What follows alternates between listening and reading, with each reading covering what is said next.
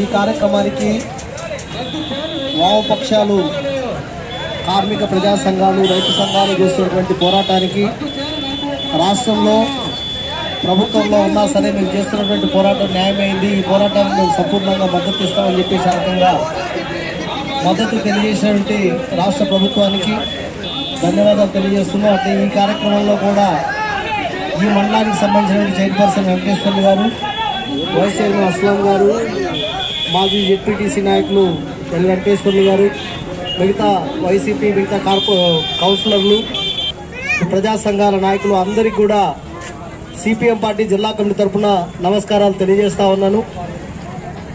మనకు తెలుసు, ఈరోజు దేశవ్యాప్తంగా అన్ని వర్గాల ప్రజానీకం అంతా రోడ్లపైకి వచ్చి ముమ్మరంగా ఆందోళనలు నిర్వహిస్తూ ఉన్నారు. దేశ బంద్ను చాలా సక్సెస్ఫుల్గా చేస్తూ ఉన్నారు. మరి ఈ బంద్